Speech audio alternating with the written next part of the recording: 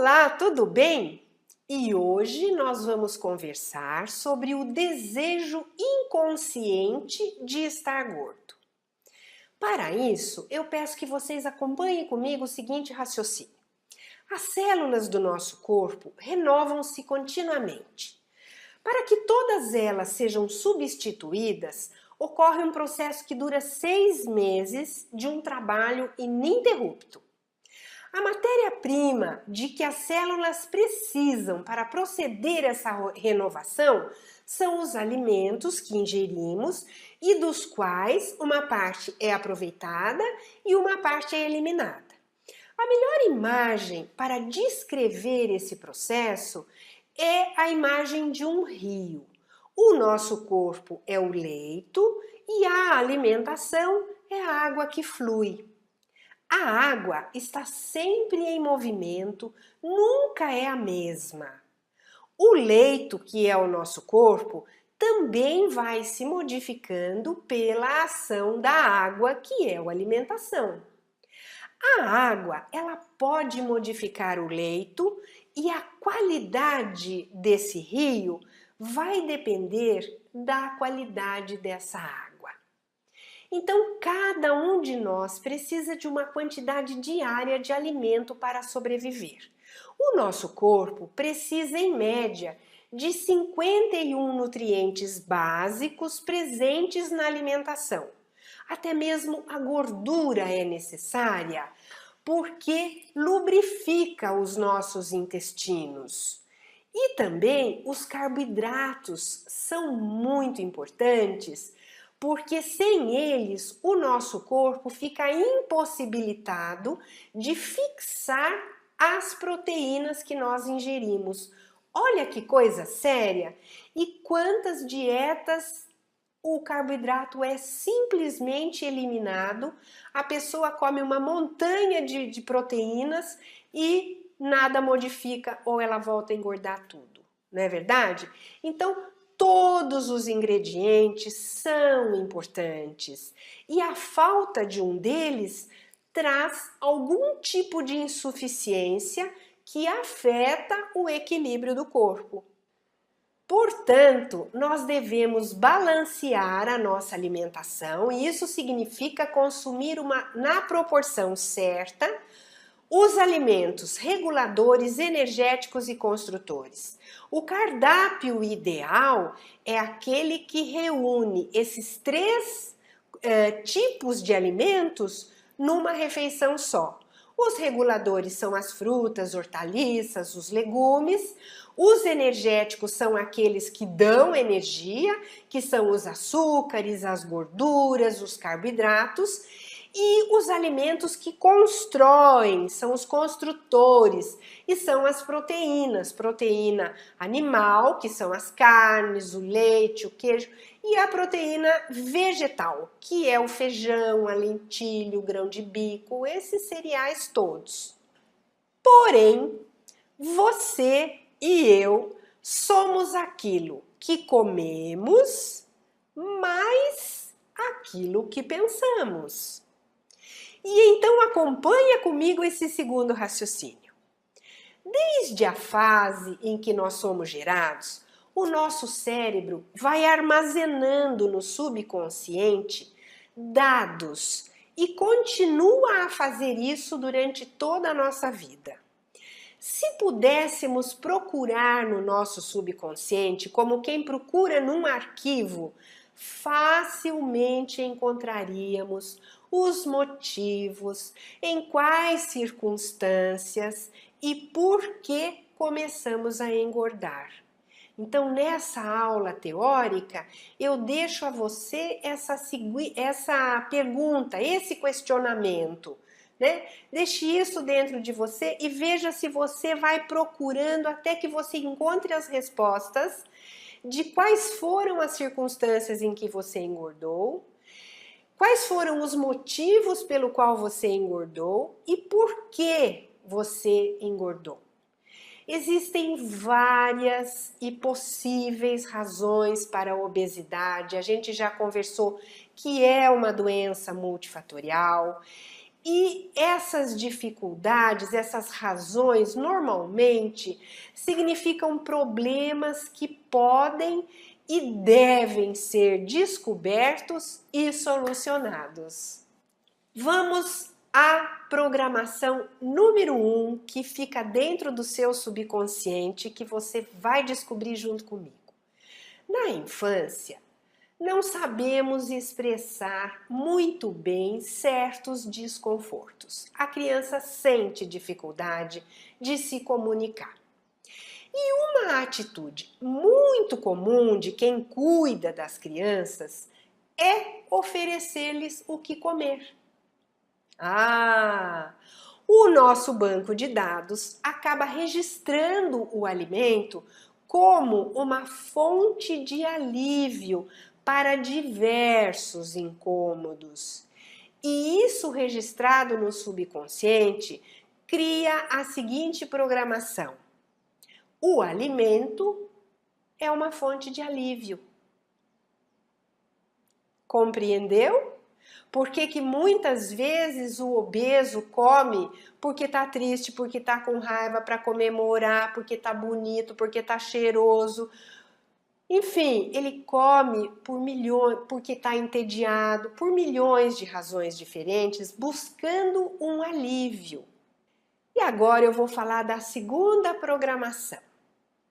Na escola e em casa, as crianças são estimuladas a comer bastante para ficarem fortes, para crescer, não é isso?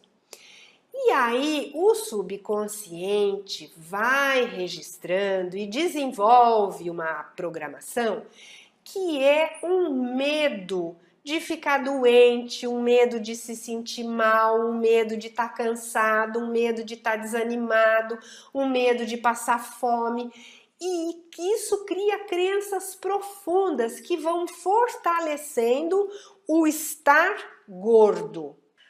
A gordura também pode ser instalada como que uma capa de proteção quando a pessoa se sente ameaçada diante do mundo por qualquer motivo. Assim, ela se esconde atrás da gordura, acreditando que dessa forma ela vai estar livre das situações de risco. Mas isso é uma programação do subconsciente, não é algo que conscientemente você faça. Então, qual é o programa que fica dentro do gordinho? Ele precisa mostrar que ele é bom, ele precisa mostrar que ele é capaz, ele precisa mostrar que ele é feliz, ele precisa corresponder às expectativas que as pessoas têm em relação a ele, corresponder às expectativas que ele acabou criando em relação a si mesmo. E a gordura acaba sendo uma proteção para esse medo que fica lá dentro de que isso realmente aconteça. Então, essa dor de ter que ser uma coisa que não é, porque o gordinho muitas vezes ele tem, ele acredita que ele não é capaz. Então ficam jogos de duas forças, o jogo de duas forças contrárias. Compreende? Então essa programação é preciso que você reveja, que você corresponda a essa cobrança que vem de fora, a essa cobrança que vem de você mesmo, que você tem que ser ótimo, maravilhoso, tá sempre sorrindo, alegre, contente, cheio de vida, disposto. E essa é uma cobrança fantástica. Combinado? Outra programação é também aquela onde a pessoa tem medo de magoar. É aquela programação da pessoa que não se expressa adequadamente, que não revela os seus sentimentos. E a gordura acaba sendo um prato cheio. É muito mais comum do que a gente possa admitir, ou que a gente gostaria de admitir, esse programa no nosso subconsciente. Quando você não consegue manifestar aquilo que você sente, aquilo que você é, com transparência, você precisa engolir. Engolir, se esconder atrás dessa capa de gordura. E muitas vezes, junto com aquilo que você é, que você está escondendo, você engole, tem que engolir também a raiva que você fica, ou de você, ou porque você percebe que a outra pessoa não consegue adivinhar o que você precisa ou o que você quer. Muitas vezes o gordinho tem essa atitude infantilizada, regredida. Ele acredita que as pessoas que estão no entorno dele precisam adivinhar o que ele está precisando naquele momento, o que ele quer naquele momento. E ele se ressente, ele se magoa. Então ele precisa engolir tudo isso. E é muito indigesto. Então, o que é melhor? É melhor engolir junto com outras coisas de comer e, de preferência, que essas coisas de comer sejam muito agradáveis e gostosas. Por isso que gordinho não tem compulsão por pé de alface nem por cenoura. Geralmente o gordinho tem compulsão por coisas altamente gordurosas, calóricas, pesadas. É porque tem essa programação, é um medo de magoar ou mesmo um medo de perder a aprovação daquela pessoa, ou mesmo de perder literalmente aquela pessoa da sua vida, enfim. Essas são algumas das razões pelas quais podemos engordar e desenvolver um comportamento ligado à obesidade. Mas você poderá me perguntar, mas Rita, se eu quero emagrecer, por que eu me comporto dessa maneira? E eu lhe digo, a programação que está feita no seu subconsciente, entre aspas, resolve, ao menos de uma maneira paliativa, essas situações. Compreende isso? Então, digamos que você sente um tédio e não é agradável você sentir o tédio, e aí você come, se alivia e aparentemente resolve aquela situação. Isso, na verdade, é um círculo vicioso que a gente chama de sadomasoquismo, porque quando você come, você está se machucando física e emocionalmente. Por quê? Fisicamente, porque o seu corpo não sabe o que fazer com aquele monte de comida e ele vai falar, nossa senhora, né, o que eu faço com isso? Eu vou guardar. E ele vai guardando nas beiradas e você vai ficando cada vez mais redondo nas beiradas. Então, o corpo físico é machucado. E emocionalmente também, porque aquilo que você precisava se revelar, ocupar o seu lugar no mundo, ser você mesmo, você não está conseguindo se colocar, se apropriar do seu lugar. E também não está sabendo lidar com esses sentimentos de rejeição, de medo, etc. e tal. Portanto, tomar consciência desses problemas é a melhor forma de caminhar em direção à solução. Isto porque, quando nós começamos a entender as razões que criaram a obesidade, o trabalho para resolver e para superar vai se tornando cada vez mais simples. Mas também eu quero conversar uma coisa com vocês. Quando nós expomos a nossa mente, como vocês estão fazendo, entrando em contato com novos conceitos, com nova forma de lidar com esse emagrecimento definitivo, você vai começando a perceber que qualquer mudança nos seus hábitos cria certa dose de desconforto, cria insegurança, cria ansiedade. E provoca medos e tensões em relação a outras áreas da sua vida. Por que isso acontece? Isso acontece porque tudo o que está atrás da sua obesidade é que é a verdadeira causa. E antes a obesidade, essa capa de gordura, ficava escondendo. E agora que você está focando, você percebe que isso vai ficando maior e que a dificuldade, às vezes, de modificar um hábito pequenininho cria um barulho enorme na sua vida. Porque as mudanças, elas não são mesmo tranquilas, ou digamos, tranquilas no sentido de não darem trabalho. Você já mudou alguma vez de casa, de cidade, de carro, de marido, você de empregada, e dá um trabalho danado. E é o mesmo trabalho que você está experimentando com você. Então, não querer lidar com as questões que estão atrás da obesidade a resistência é criada porque inconscientemente você pensa assim, nossa, mas isso vai me dar muito trabalho e parece que eu não quero ter esse tipo de trabalho. Esse é um outro desejo inconsciente de continuar gorda. É como se você quisesse ser magrinha, mas você não quer mudar nada na sua vida, você não quer sair do lugar e aí nada acontece.